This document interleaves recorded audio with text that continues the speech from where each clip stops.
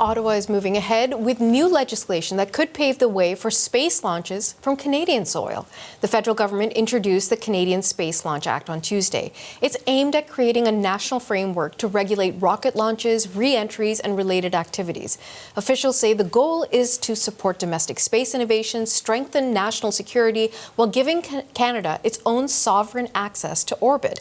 Canadian astronaut Joshua Kutrick will be aboard the next mission to the International Space Station. And he says Canada has a great opportunity to use its talents and resources in space exploration. It's important for Canada to be where we are, which is on the leading edge of that, and to stay there. That's going to be important for our future prosperity going forward. That's much bigger than, the coolness of astronaut missions. It's important to us as a nation. And so, I do think we're at a moment. I hope we are. And I hope we keep the momentum going. Okay, so let's dive deeper into the economic and policy implications with our next guest, Alexander MacDonald, former NASA chief economist.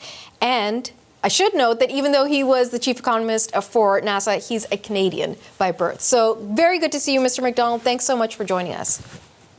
A pleasure. Thanks, Natasha.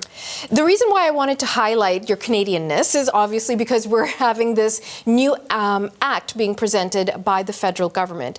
And they're talking about giving us launch capability. But something I noticed from Transport Minister Steven MacKinnon again and again is that he was talking about it's giving Canada sovereignty, like it's a sovereign way to launch, a sovereign way for us to explore. Why is that word so critical in this? So increasingly, the infrastructure of the 21st century is in space.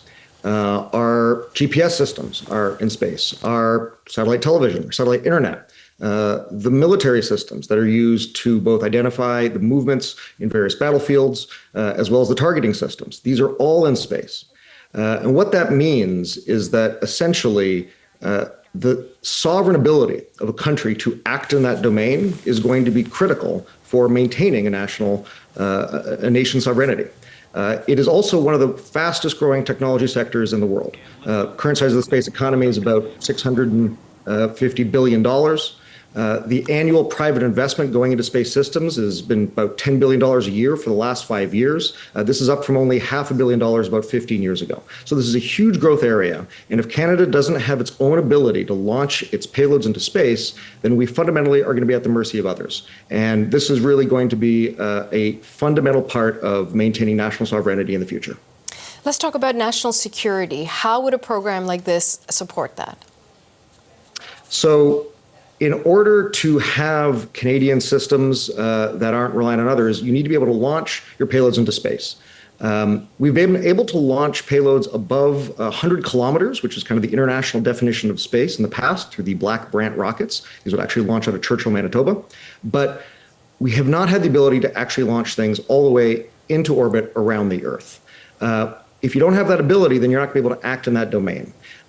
Increasingly, the first actions taken by militaries in wars like the Iran war are happening in space. The first activities that the United States Space Force took were essentially electronic activities to disable Iranian satellites. This is the front lines of essentially peer and near-peer conflict.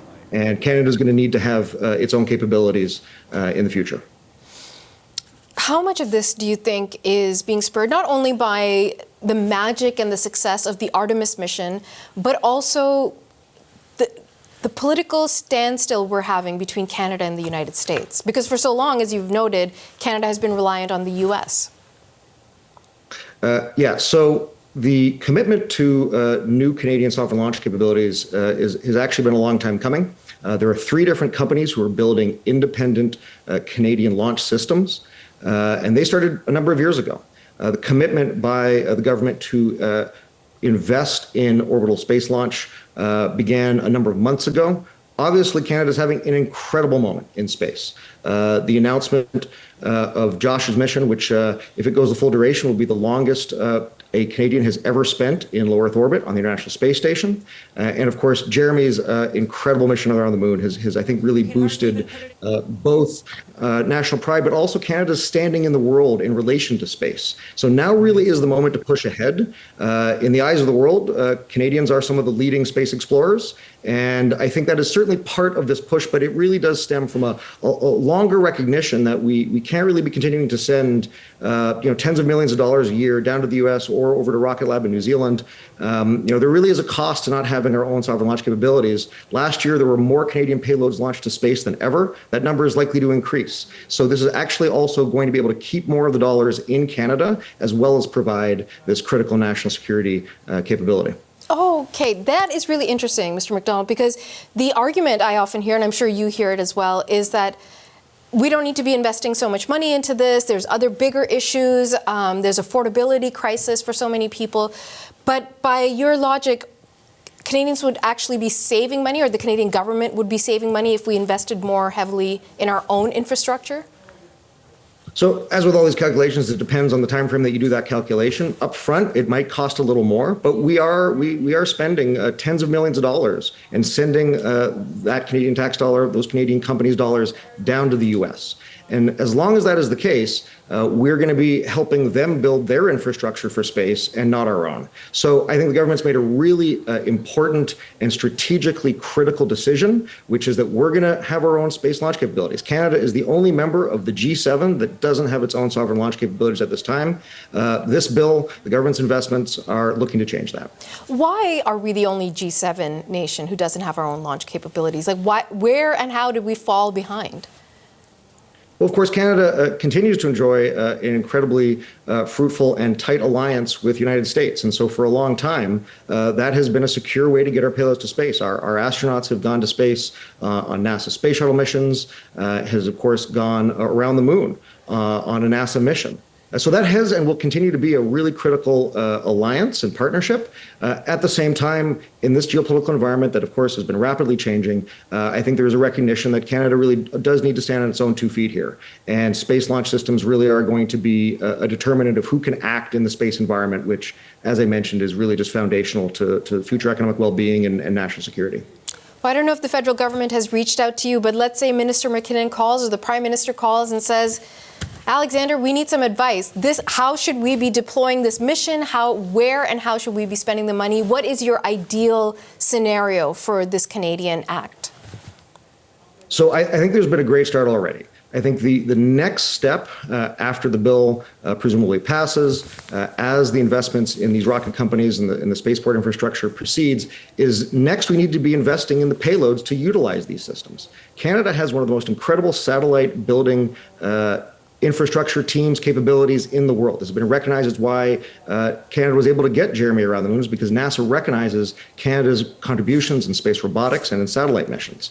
So if we are going to have this orbital launch capability, now is the time to start investing in those payloads that the D&D and the Canadian Space Agency will be able to launch on these rockets. That is the next piece. That's how NASA built SpaceX. It didn't just give money up front to the companies. It then committed to the purchase of those services for 5 to 10 years in the future. I think that's the next critical piece that we want to see, and I trust that the government will be moving on that pretty shortly. Are they in touch with you? I've talked to a number of people in the D&D, and certainly General Horner there, the 3 Canada Space Division, is a friend and colleague. I saw a number of them down there at the Artemis II launch. So I'm very impressed with everything that the government's been doing on this, and if anything, we just need to keep the pressure on and keep moving quickly, because the environment is changing fast and space systems are moving fast as well. Alexander MacDonald, this has been such an education. I really hope that we can talk about this some more in the future. Thank you so much for your time. Pleasure and passion. Thank you. Take care.